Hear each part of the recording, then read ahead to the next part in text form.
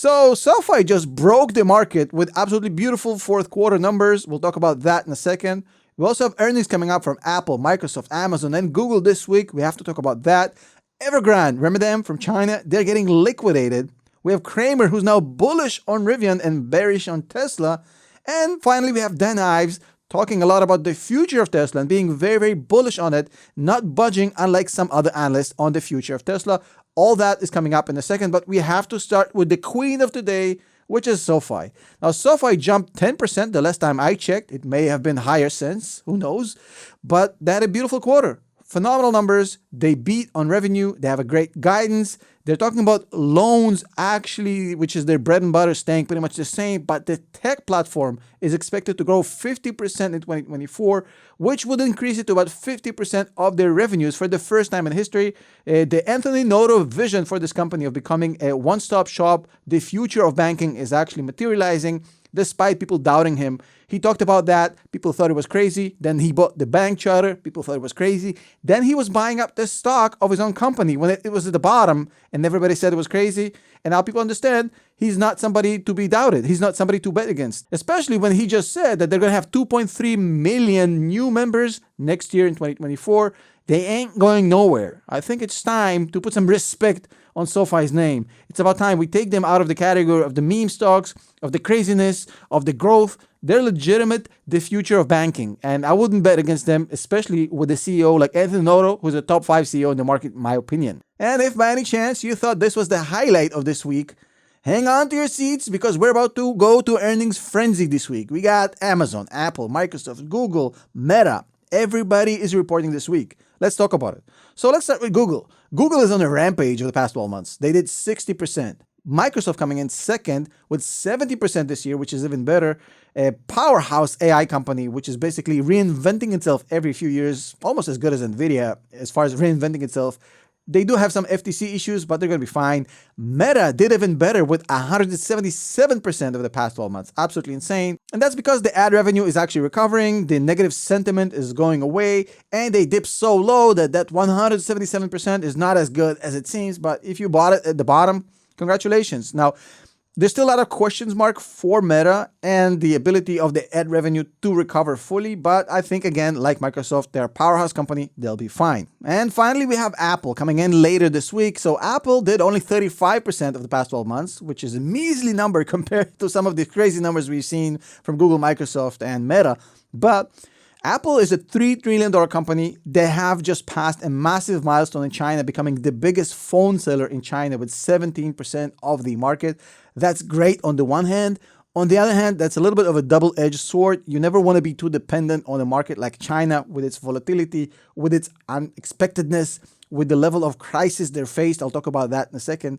But still a great company. I think the rumors of the death of the iPhone because of the price wars, the lack of progress, the lack of innovation, they were too soon. People love their iPhones. They love the Apple products. Yes, they're not the most innovative in the world. And yes, they kind of scaled back the electric vehicle they were planning. But they're really good at making this stuff they do. They have the world's best chief operating officer serving as the CEO, which is Tim Cook. And they're going to be fine as well.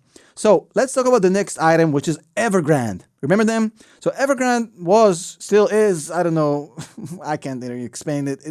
They're in the limbo. So Evergrande used to be the biggest developer in China, and they kind of became a zombie company lately. I've made many videos about it explaining why Evergrande was a kind of a symptom of a larger problem in China, because the entire Chinese real estate market, which actually is about 35% of the entire Chinese GDP, is nothing but a huge Ponzi scheme. People buy these homes, they never live in them, and the reason they buy them is basically to resell them. And there's just ghost towns, ghost neighborhoods, ghost cities in China all over the place.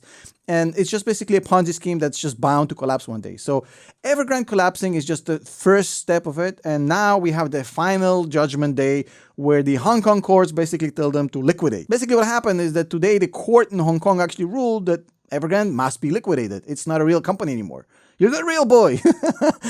What happened immediately is the stock plunged by 20% immediately. It got halted. And now the big question is, what happens next? What happens to the lenders, to the people who actually bought homes from them? There's a lot of questions. What happens back in the mainland in China? Look, the crazy part about us is that the Chinese government actually tried to bail out and save them literally days before this happened by pumping money into Evergrande to prevent this from happening.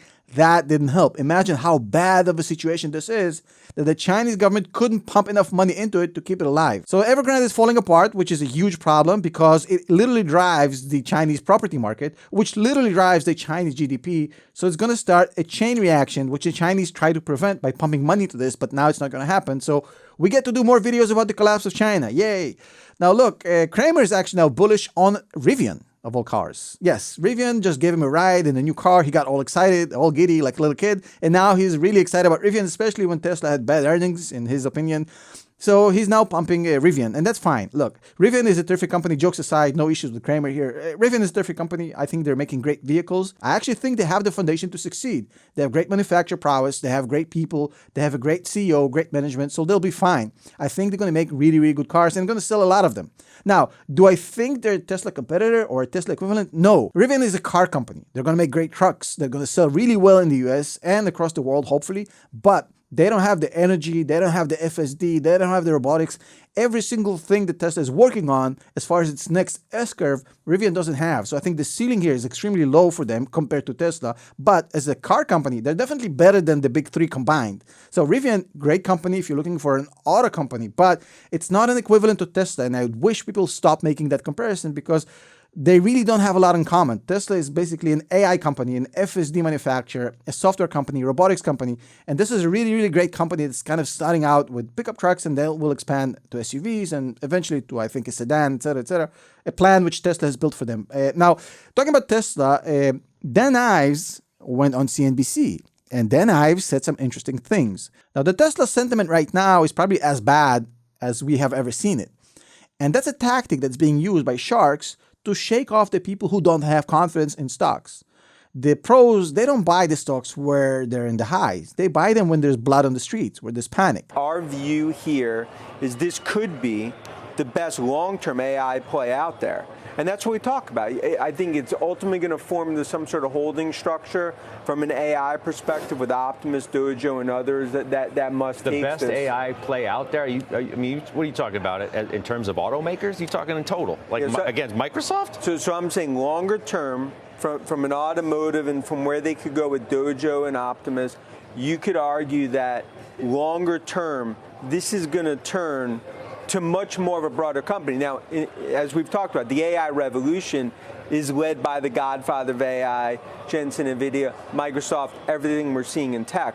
But for Tesla to misevaluate that this will be an AI story, this will be what I view as almost, I'll call it an air pocket, and it's more than an air pocket, but I think we are going to see at one point 2.5, 3 million vehicles per year. And at that point, Scott, we look back at this is more the opportunity, a very bad bump in the road, rather than the time that this is a structural, what I'd say change in the story. Okay. And I have to give Dan Ives a lot of respect because unlike some of the other analysts who are playing this game along with the Wall Street sharks and scaring people out of the stock, Dan Ives actually came on CNBC and said, look, the future, as far as short term, is going to be volatile, sure. But our price target for Tesla is $315 because in the broader scale of things, Tesla has a bright future. And he literally said, look, this is like Apple in the Steve Jobs days. We've seen it before. It's a bump in the road. And he literally said in that interview, look, this is where you want to buy. You want to buy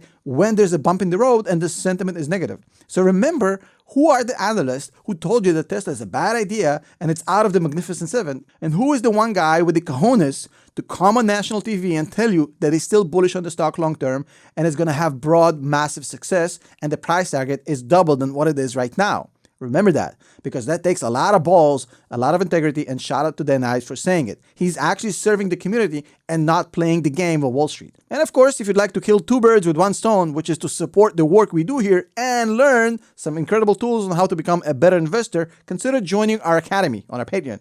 Patreon.com/Tom Nash. We teach a course about how to become a better investor through financial analysis, through modeling, everything you need to know to become a better investor. Would love to see you there. See you in the next one.